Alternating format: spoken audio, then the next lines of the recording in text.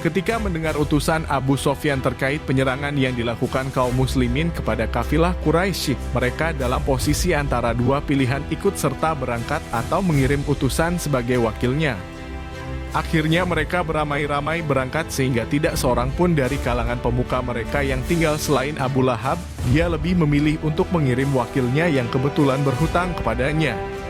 Mereka mengumpulkan semua kabilah Arab yang berada di sekitar mereka dan tidak seorang pun dari marga-marga Quraisy yang tidak ikut selain Bani Adi, di mana tidak seorang pun dari mereka yang ikut serta.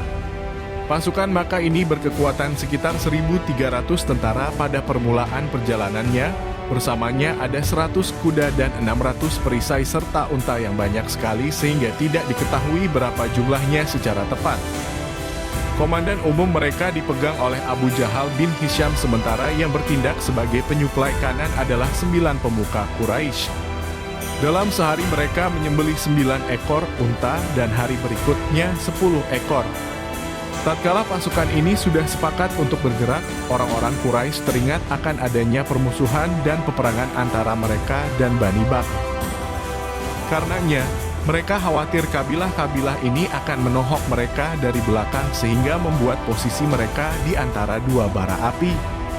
Hal ini hampir saja mengurungkan niat mereka, akan tetapi ketika itu muncullah iblis dalam wujud Surakah bin Malik bin Jushum al-Mudliji, pemimpin Bani Kinanah. Dia berkata kepada mereka, "Akulah yang akan menjadi pelindung kalian dari apapun yang tidak kalian inginkan yang akan dilakukan Bani Kinanah terhadap kalian dari belakang."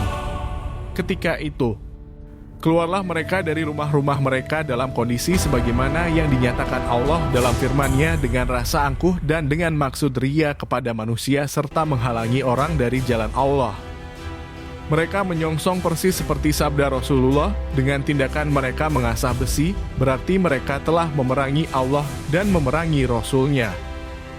Dan seperti firman Allah, dan mereka pergi dengan membawa kemurkaan dan kedengkian, serta fanatisme, kemarahan dan kemurkaan terhadap Rasulullah dan para sahabatnya lantaran tindakan mereka menghadang kafilah-kafilah milik Quraisy.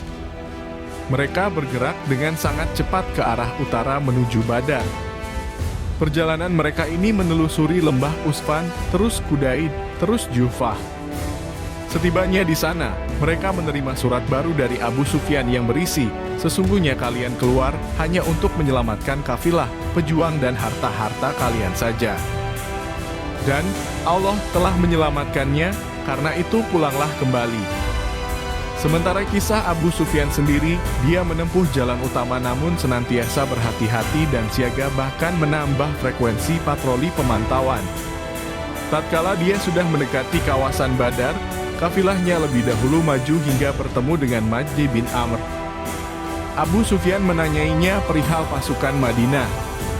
Maka dia menjawab, "Saya tidak melihat seorang pun yang perlu dicurigai. Hanya saja tadi saya melihat 2 orang penunggang unta yang berhenti ke arah bukit ini, kemudian mengisi tempat air mereka, lalu berangkat."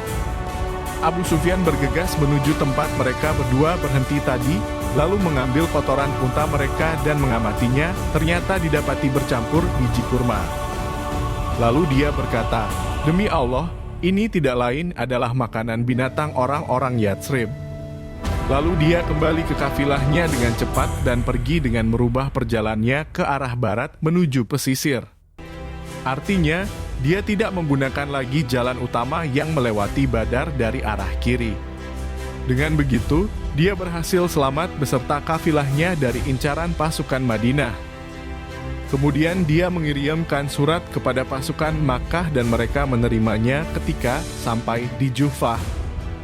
Tatkala pasukan Makkah menerima surat tersebut, maka mereka pun bermaksud pulang kembali, akan tetapi Abu Jahal, sang tagut Quraisy, berdiri dengan penuh kesombongan dan kecongkakan seraya berkata, "Demi Allah, kita tidak akan pulang hingga berhasil mengambil alih Badar, lalu tinggal di sana selama 3 hari sambil menyembelih unta, makan-makan dan meminum arak dengan diiringi nyanyian para bidu wanita sehingga bangsa Arab mendengar tentang keberadaan, perjalanan dan berkumpulnya kita, sehingga mereka akan selamanya segan terhadap kita. Akan tetapi sekalipun Abu Jahal telah bersikap demikian, namun Al-Akhnas bin Syuraik memberikan isyarat agar pasukan kembali saja, namun mereka tidak mau menaatinya. Akhirnya dia dan Bani Zahrah tetap memutuskan kembali. Dia kebetulan sebagai sekutu mereka sekaligus pemimpin mereka dalam pasukan ini.